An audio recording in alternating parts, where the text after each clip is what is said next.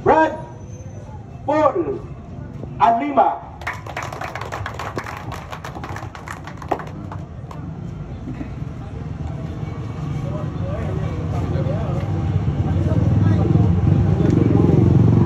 Daghang salamat Brad Dodong o maayong hapon kanatong tanan. Ang atong pagyukbo sa atong labaw nga mahagahom nga bisan taliwa nga gihulga kita niining maitom nga dag-om apan ang haring langit miduyog kanato niining usa ka mabugnaon nga panahon sa kahaponon.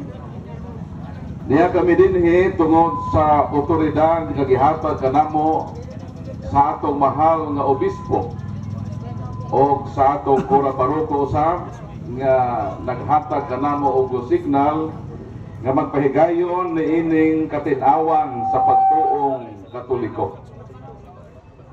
So kaninyong tanan kutob sa maabot nining lanog sa tingog sa pagtuong Katoliko, usbon ko maayong hapon kanatong tanan.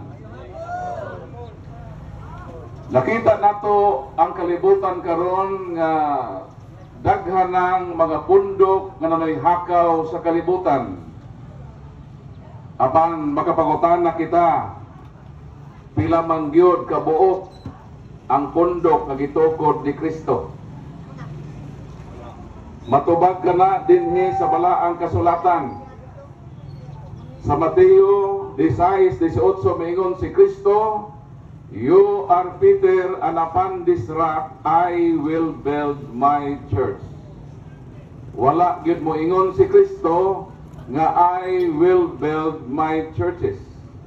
But as of now, there are more than 40,000 man-made churches on the face of the earth.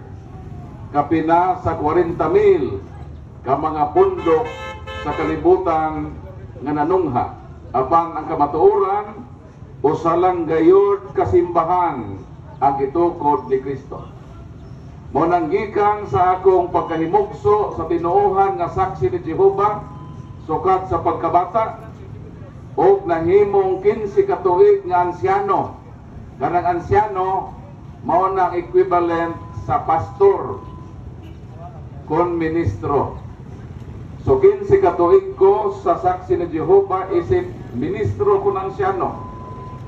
Pero niadtong 2011 may desisyon ako sa grasya sa Ginoo nga biyaan nako ang tinuohan nga akong namat-an nga dito ko nagserbisyo 15 ka tuig ug akong sagupon ug mahalon ang pagtuo nga akong nakit-an ang simbahan nga Katoliko. Palakpakan nato ang Ginoo. Unsa may nakaagni kanako nga magkatoliko, idala nako ang libro sa mga saksi ni Jehova. Ang libro nga ang kamatuoran nga motultol sa kinabuhi nga walay katapusan.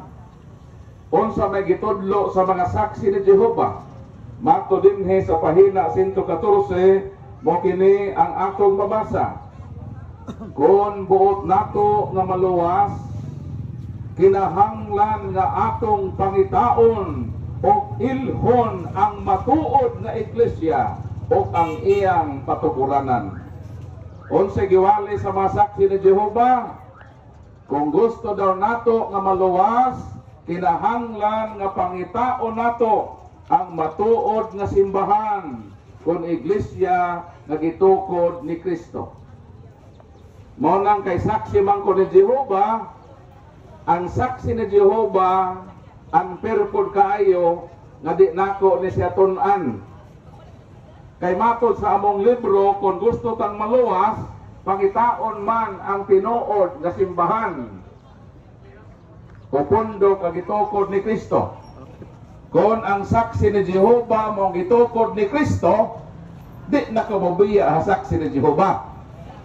Pero ako mang nakit-an nga ang saksi di ay ni Jehova natukod lang ni atong 1872. gitukod sa usa ka Amerikano nga negosyante. Ang pangalan si Charles A.C. Russell. Ug akong giistudyohan ang kasaysayan sa among tinuohan, 1872, pabalik ngadto sa panahon sa mga apostoles, ang mga saksi ni Jehova di yun makasaksi nga naa sila'y makauban hangtod sa panahon sa mga apostoles. Sa ato pa, ang mga saksi ni Jehova nagsugod lang ni adtong 1872. Kano sa nagsugod ang saksi ni Jehova? 1872. Bot ipasabot, mas nauna pa di ay ang Tanduay Ram. Mga Katoliko, nga hinginom og Tanduay, ang pangutana, kanos ama nagsugod ang Tanduay? Kanos tanawa ang botilya sa Tanduay, mabasa nato since 1854. Kanos aday nagsugod ang Tanduay? 1854. Kanos ang nagsugod ang saksi ni Jehova? 1872.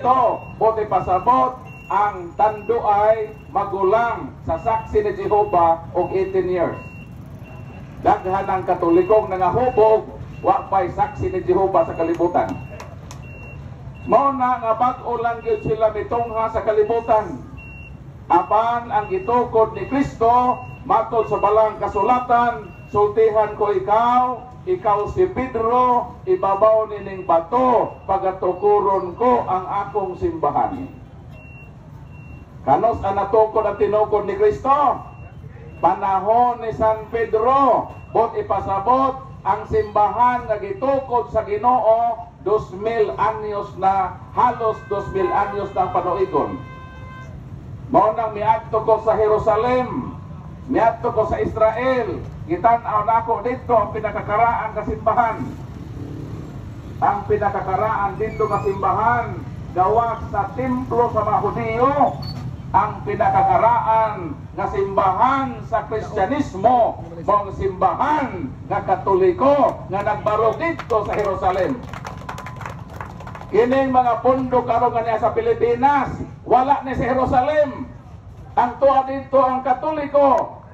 Sa lugar nga dito nahimugso si Kristo, sa may naa dito ang Church of Nativity. Nakaabot ko dito sa lugar nga dito na tao si Kristo. Bisan sa balay ni Juan Bautista, kanang John the Baptist na nagbunyag sa Ginoo, nakaabot ko dito sa lugar nga dito nahimugso si John the Baptist, nakaingon ko nga Basin Baptist Church din nga nakabarog. Pagtanaw nako dito sa lugar nga dito na tao si John the Baptist, ang nakabutang dito St. John the Baptist Catholic Church. Palakpakan na itong Ginoo. So dili na Baptist Church, Catholic Church di ay ang tuwa dito.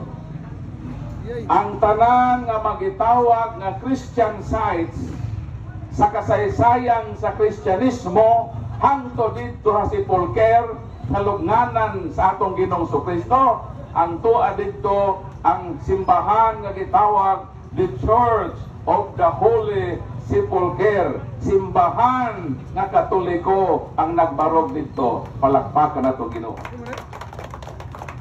So klaro kaayo nga bisan pa ang mga structures nagpruiba nga ang Katoliko gayud ang tinukod ni Kristo. O kining simbahan nga gitukod sa atong Ginoong Kristo sa lang. Dinhi sa kabatbaran, kung dunay 20 din kasimbahan o pundok o sara dinhi ang tinod. Unsa? Kung dinhi sa Kabatbaran City na dinhi 20 ka mga pundok ang kamatuoran, usa lang dinhi ang tinuod, kanang 19 puro na pikit.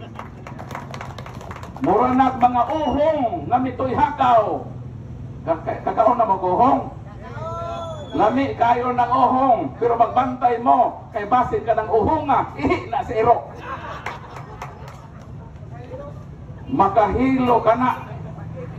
Mauna nga usalang itukod ni Kristo ug way laing simbahan nga may edad na og halos 2,000 anyos ang atong simbahan nga Katoliko. Palakpakan nato ang Ginoo. O kining simbahan nga gitukod ni Kristo diha kan San Pedro, ihatagan niya og mga yawi. Mingon si Kristo, Peter, I will give you the keys of the kingdom of heaven. Whatever you lose on earth will lose in heaven. Whatever you bind on earth will be bound in heaven. Dato ba ang simbahan nga gitukod ni Kristo, gitagaan niya Yahweh. Unsa may purpose ng Yahweh? Ang Yahweh nagpasabot ka na nga ang simbahan nga gitukod ni Kristo makapahalangit ka nato. Niadto ko sa Manila, nagseminar mi og 3 ka adlaw. Humang sa among unang adlaw ka seminar, 15 mi ka buok. Dayon ang among akomodasyon isa ra ka kwarto, pero dako nga kwarto. Na ay double deck man to ang kwarto. 15 ka buok me sa isa ka kwarto. Ang pangutana, kami bang tanan nga 15 hatagan me tag usa ka susi? Dili, isa lang yun ka susi ang gihatag sa amo. Kay isa raman po ka buok ang pultahan sa kwarto. So ang nahitabo sa among 15, isa ra gitagaan og yabe. Pagkahuman sa seminar, manoroy mi sa Manila. Magsuri-suroy mi dito sa Manila, kaya nangatagaw ng probinsyano. Pagpanguli namo sa among akomodasyon, wala pa man to nakupot sa susi. Bisan unsa mi kabuutan, diha na gyud mi sa pultahan maghulat. Asa naman tong nakupot sa susi? Makasulod lang mi sa among kwarto, kung moabot na tong nagkupot sa susi o makasulod na mi sa among room. Pagkaugma, nakatitne ko. Naingon ko nga, unsa may buhato na ko ini. Nakadecide ko nga akong amiguhon ang naghawid sa susi. Nga naman, unsa may purpose na ko ato. Nga akong amiguhon na nagkupot sa susi. O mag-uban-uban ko niya. Kaya kung pananglitan mag-uban-uban ko sa nagbitbit sa susi, pagpanguli na mo, wa na'y labad, ditso na ko musulod sa kwarto. So pagkasunod gabi nag-uban-uban ako sa nakupot sa susi, ako siyang giamigo. O pagpanguli na mo sa among akomodasyon, nakasulodayon ko nga naman. Ni uban man ko sa nagkupot sa susi. Ingon ni ana ka importante ang susi. Bisan imo pa ng balay, kung ang susi wala na sa imo, di na kasulod sa imong balay. Di ba? Kana imong sakyanan, pag mawa ng susi, makadrive pa ba ka sa sakyanan? Di na kada kakabli sa imong sakyanan. Ing ana ang power sa susi.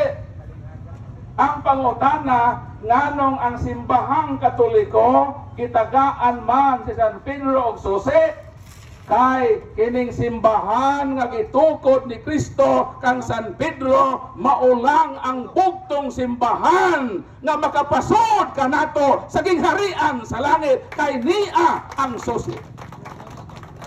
Ang pangutana, giduplikitan ba ang susi? Mingon ba si Kristo, Pedro, duplikiti si Manalo, aron na iglesia maluwas? Mingon ba si Kristo, Pedro, duplikiti si Charles May para ang mga baptist makasulod sa langit? Gihatagan mag-duplicate sa Ginoo. Mingon ba si Kristo, Pedro, himoig duplicate, hatagi si Charles Russell aron ang saksi ni Jehovah maluwas? Wala yun sila hatagig susi. Mo nang bisan unsa mo kabuutan kung wa mo mahasakop sa simbahan nga niya ang susi, ang garantiya nga makapahalangit ka nato. Mahagbong yun nga madiskuhido ang kaluwasan. Pero kita makatoliko, niya si San Pedro. Niya ka nato San Pedro. Nga naman, kung muadto mo sa Roma, kanang lamisa ng Santo Papa magmisa, ang ilawom ni anang lamisaha naa diha ang bukog ni San Pedro. Palakpakan nato ang Ginoo. Sa ato pa nganong ni aman ang bukog ni San Pedro sa Katoliko? Nganong ang Katoliko man ang naglubong kang San Pedro? Kinsa man ay maglubong sa imong kapamilya? Ay, okay na. Kinsay maglubong sa imong kapamilya? Alang-alang imong silingan. Pag ang imong kapamilya mamatay, ang maglubong ni ana ang imong kapamilya. O kay kapamilya man mo, nahibalo ka, asa ginlubong ang imong kapamilya, di ba? Sakto ba ko?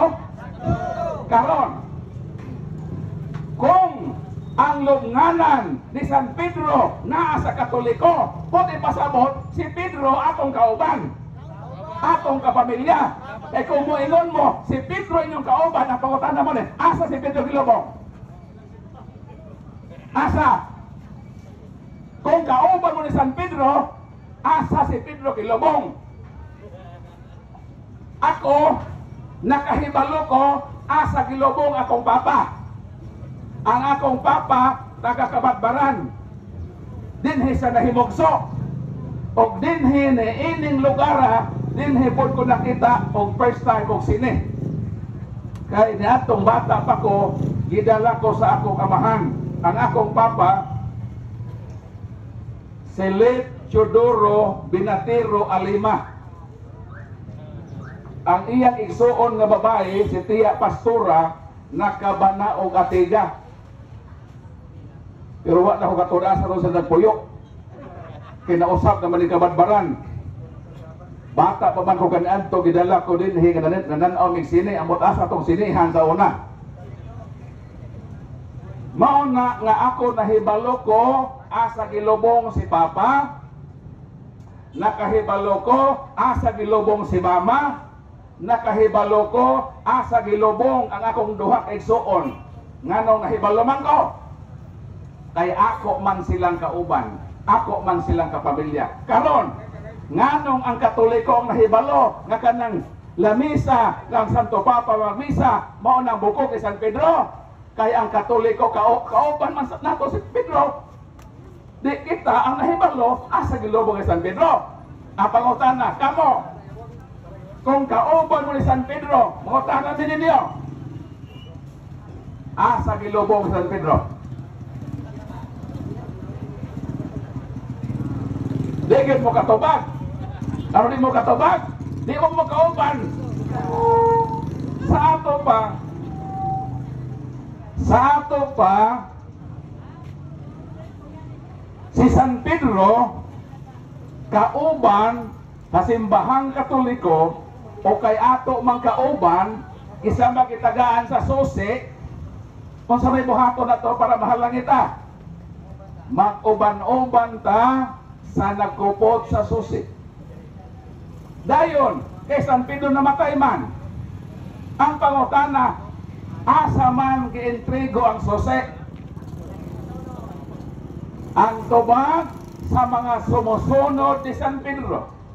Ang simbahang Katoliko lang ang adunay gitawag ang interrupted and broken line of succession from St. Peter up to Pope Francis. More than 260 popes in the Roman Catholic Church. Palakpakan na ito, Ginoo. Buti ba sabot nga bisan si San Pedro namatay, ang otorite kung susi nagpabilin nga buhi. Ang pangutana, kung ang susi ni Pedro wala sa Katoliko, naa sa inyo? Naa sa inyo wala? Kung mo ingon mo, sayop ba ng imong giingon Brad Paul? Bakak ba ng imong giingon nga ang susi na simbahang Katoliko? Okay, granted. Na for example, ang susi wala sa Katoliko, ang pangutana naa sa inyo? Mao na inyong challenge. Supa kami. Kakining among klinwa sa amo. Naa sa Katoliko. Ngano man, sa diyang namatay San Pedro, gidilin ang otoridad, ang kapanguluhan. Palakpakan na itong Ginoo. So klaro, nga kanang giingon ni Kristo, you are Peter upon this rock, I will build my church and I will give you the keys of the kingdom of heaven. Ang buot ipasabot ni Ana, kining simbahan nga gitukod ni Kristo, sigurado gayod nga makapahalangit kanato. Palakpakan nato Ginoo. So in short, niya kanato si Saint Peter. Unsa may naa sa ila, ang ato niya si Saint Peter gilubong sa Vatican. Unsa may ila, ang ila Saint Peter plan. Unsa man ang Saint Peter plan? Kana bang mamatay ka na kay plano nga lungon ba? Mo nang Saint Peter plan. Pwede sila anak maka-possess. Mupalit ra mahal insurance sa Saint Peter plan. Pero kana nga plano kalibutanon naman na. Ayaw mo paghuna-huna sa butang kalibutanon lang. Kumukuha mo Saint Peter plan, the more nga magpaduol mo sa tinuod nga Saint Peter the Apostle. Palakpakan nato ang Ginoo. Si San Pedro gitagaan og Yahweh. Nganong gitagaan man San Pedro og Yahweh, mahimo man unsa ang hatagan og Yahweh. Ang tubag Isaias 21:22 mo kini ang atong mabasa dinhi sa balaang kasulatan. O kinsa ang hatagan og Yahweh, mo ning atong mabasa sa Biblia. Suluban ko siya sa imong bisti, o baksan ko siya sa imong bakos, o itugyan ko kaniya ang imong gahom, o mahimo siyang amahan. Kinsay mahimong amahan? Versikulo 22, isangon ko sa iyang abaga ang mga Yahweh sa balay ni David. Mahimo day unsang hatagan og Yahweh? Mahimong amahan. Mauna nga ang Katoliko dunay amahan. Unsa may Latin sa amahan? Papa. Maunang ang Katoliko dunay Santo Papa. Kay nga naman, si San Pedro ang unang Santo Papa, gihatagad niya og susi sa kingharian sa mga langit. Ang pangutana mao kini, nganong Katoliko raman ang adunay Santo Papa? Wala sila Santo Papa, wa kanila sila Santo Mama. Santo Papa na dahinoon. Nganong naatay Santo Papa? Kay si Pedro ang unang tinugyanan sa susi. Hatagan niya susi ang amahan sa katawhan.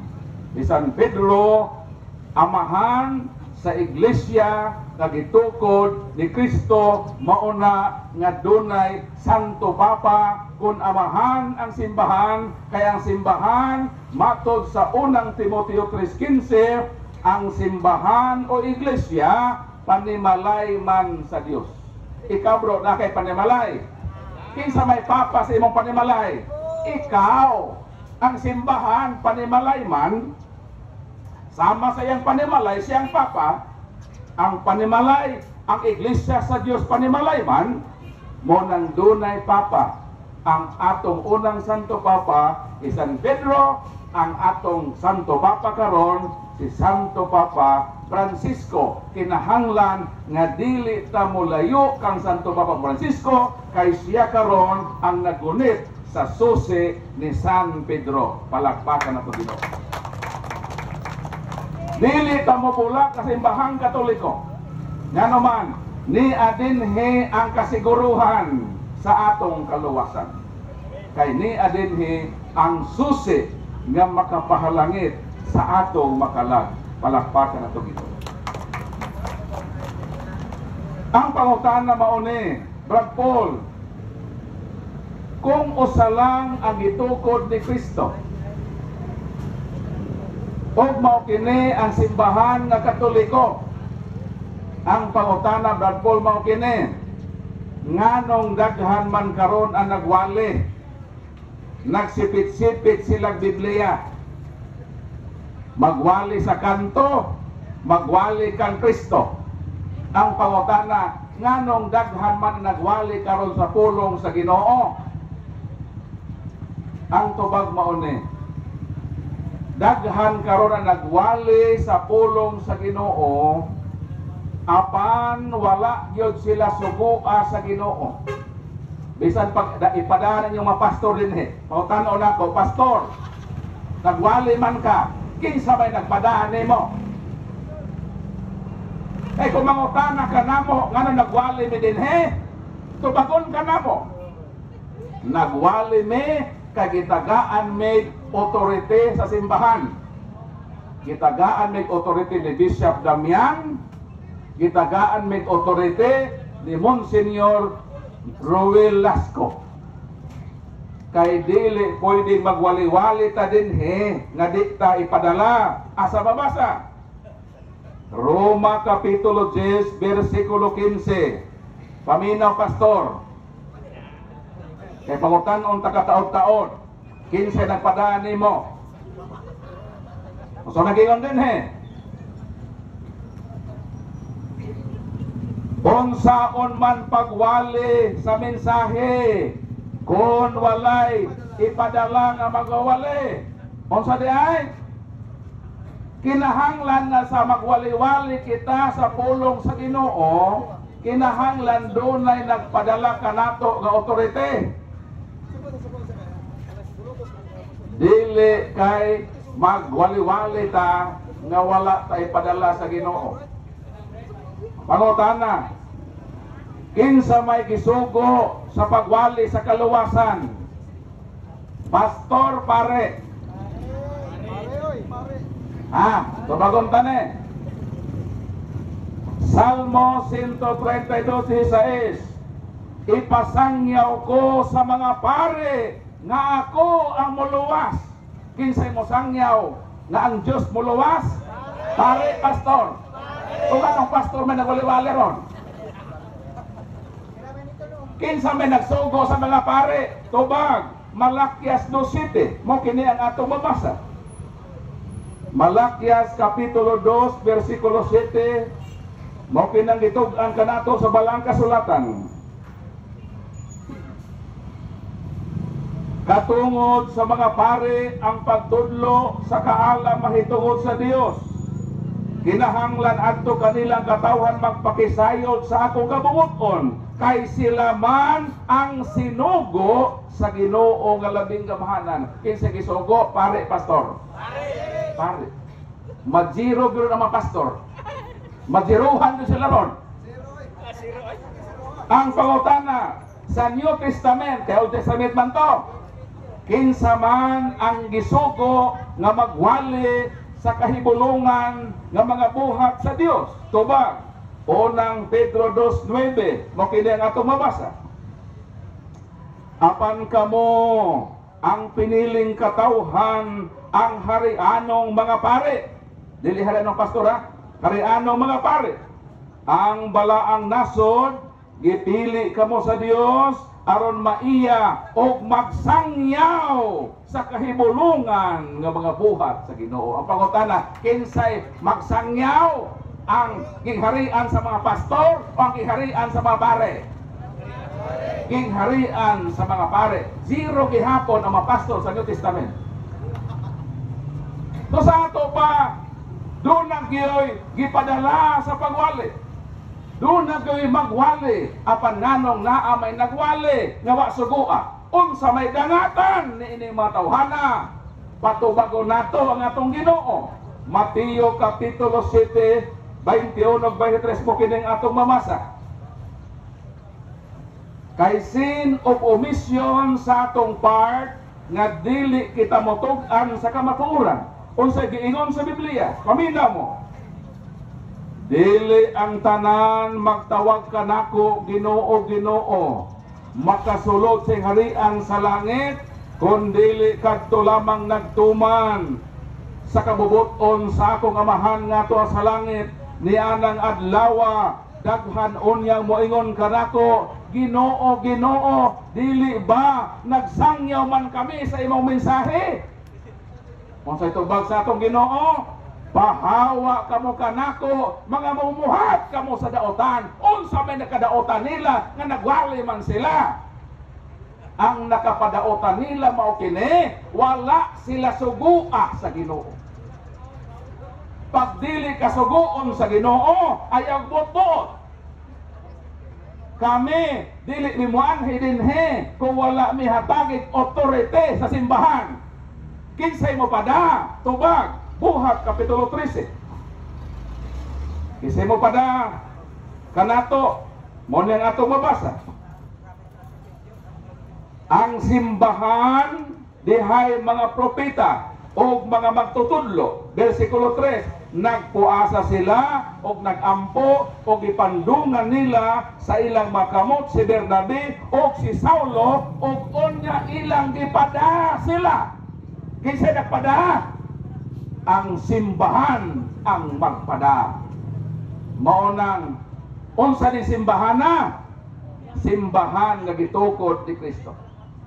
Ang simbahan nga gitukod ni Kristo mao lamang ang adunay otorite sa pagwali. Mao nang dili kita pwedeng maminaw kung magwali ang ubang tinuohan. Pero sige na lang, kung ang laing tinuohan di gyud na sila magpatuyan gyud na sila pagwali, wa may problema. Kung magwali sila og gugma, kung panalitan ang pastor magwali gugma, okay na. Kung ang pastor magwali og pakigdait, okay na siya. Kung ang pastor magwali og bagong kinabuhi, mas labing maayo. Pero kung ang pastor magwali at akihon ang simbahan sa Ginoo, maunay di maayo. Nganong ang ilang hilabtan mauman ang Ginoo, mauman ang simbahan. Nahibalo mo gano? Colosas 1:18. Christ is the head of His body, the church.